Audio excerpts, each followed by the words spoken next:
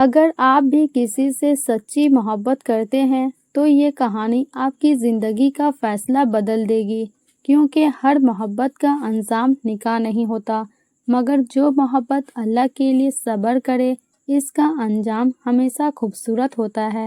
یہ کہانی صرف محبت کی نہیں بلکہ ایسی حلال محبت کی ہے جو صبر، حیا، دعا اور اللہ پر بھروسہ سے اپنی منزل تک پہنچی۔ جس محبت میں نیت صاف ہو، پاکیزہ ہو اور دل اللہ سے جڑا ہو تو دیر ضرور ہوتی ہے مگر اندھیر نہیں۔ ایک چھوٹے سے شہر میں فردین نام کا ایک لڑکا رہتا تھا۔ اسی محلے میں رقیہ نامی ایک لڑکی رہتی تھی۔ دونوں ایک دوسرے کے اخلاق، کردار اور دینداری سے متاثر تھے، لیکن کبھی ایک دوسرے سے ناجائز تعلق نہیں بنایا۔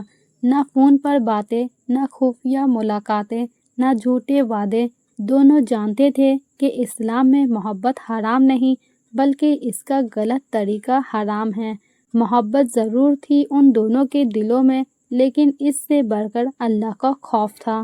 فردین جب بھی رقیہ کو دیکھتا تو دل ہی دل میں یہی دعا کرتا، یا اللہ اگر یہ میرے لیے بہتر ہے تو اسے میرے نصیب میں لکھ دے، اور اگر بہتر نہیں ہے تو میرے دل کو اس سے پھیر دے اور صبر دے۔ رقیہ بھی تہجد میں اللہ سے دعائیں کرتی، اے اللہ مجھے ایسا شریک حیات عطا فرما جو مجھے تیرے قریب کر دے، اور فردین میرے حق میں بہتر ہے تو اے اللہ آسانی پیدا فرما۔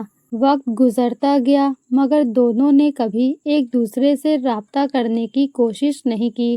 نہ فون، نہ میسج، نہ خفیہ ملاقاتیں، نہ جھوٹے وعدے، کیونکہ وہ جانتے تھے کہ حرام رشتے سے شروع ہونے والی محبت کبھی سکون نہیں دے سکتی، جبکہ حلال رشتے سے ملنے والا محبت میں سکون اور برکت ہوتی ہے۔ کچھ مہینے بعد فردین نے اپنے والدین سے اپنے دل کی بات کی۔ والدین نے اس کی بات سنی اور سوچ سمجھ کر اس رشتے کی تحقیق کی تو معلوم ہوا کہ رقیہ نہایت با اخلاق، دیندار اور حیا والی لڑکی ہے۔ چنانچہ فردین کے والدین نے رقیہ کے گھر رشتہ بھیجا، لیکن قسمت کے آزمائش کے امتحان ابھی باقی تھا۔ رقیہ کے والد نے رشتہ یہ کہہ کر مؤخر کر دیا کہ فردین ابھی مالی حالات سے کمزور ہے، پہلے اپنے مالی حالات سے مضبوط ہو، پھر ہم بعد میں بات کریں گے رشتے کی۔ یہ بات فردین کو جب پتہ چلا کہ رقیہ کے والدین نے اسے مالی حالات کمزور ہونے کی وجہ سے رشتے سے مکر گئے ہیں تو فردین کو یہ بہت دکھ ہوا، مگر اس نے کسی سے شکایت نہ کی، نہ ناراضگی۔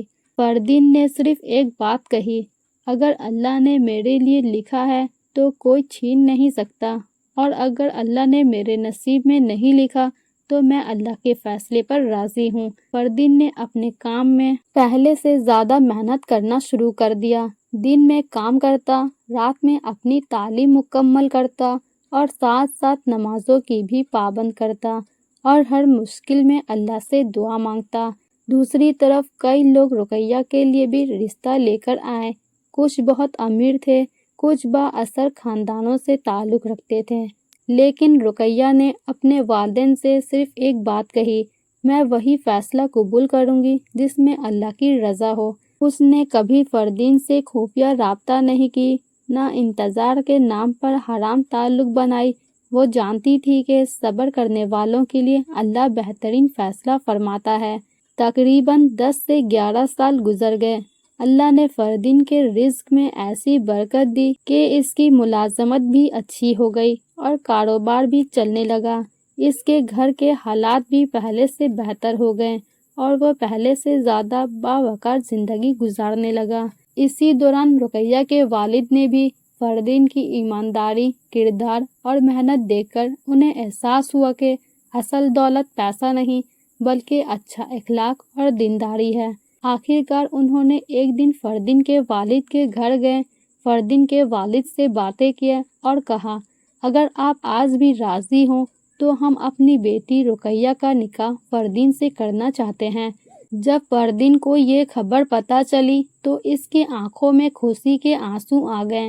اس نے ترنت 2 رکعت شکرانہ کی نماز ادا کیا اور دعا میں کہا، یا اللہ تیرا ہر فیصلہ بہترین ہے، اگر میں جلد بازی میں کوئی غلط قدم اٹھاتا تو شاید یہ خوشی کبھی نصیب نہیں ہوتی۔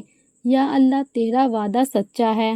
چند ہی دنوں بعد رقیہ اور فردین کا نکاح سادگی اور سنت کے مطابق ہو گیا۔ نہ فضول رسمیں، نہ دکھاوا، صرف دعائیں، محبت میں برکت اور خوشیاں تھی۔ نکاح کے بعد فردین رقیہ کا گھونگھٹ اٹھایا اور دونوں ایک دوسرے کو آئینہ میں دیکھے۔ پھر فردین نے رقیہ کو تحفہ دیا۔ نکاح کے بعد رقیہ اپنے سسرال چلی گئی اور جب رقیہ اپنے کمرے میں بیٹھی تھی تو فردین نے کہا، ہم نے اپنی محبت کو اللہ کے لیے محفوظ رکھا، اسی لیے اللہ نے آج ہماری محبت کو سکون اور برکت سے عطا فرمایا۔ رقیہ مسکرائی اور بولی، جو محبت صبر سے ملتی ہے وہ کبھی بے سکونی نہیں دیتی۔ جس محبت کو اللہ کے لیے چھوڑ دی جائے، اللہ اسے حلال طریقے سے پہلے سے زیادہ خوبصورت بنا کر عطا فرماتا ہے۔ دونوں کی زندگی ہمیشہ آسان نہیں رہی، کبھی مالی مشکلات آئے، کبھی بیماری، کبھی آزمائش، لیکن ان دونوں کے رشتے کی بنیاد اللہ کی رضا پر تھی، اسی لیے ہر مشکل میں وہ ایک دوسرے کا سہارا بنتے رہے اور ہر خوشی پر اللہ کا شکر ادا کرتے رہے۔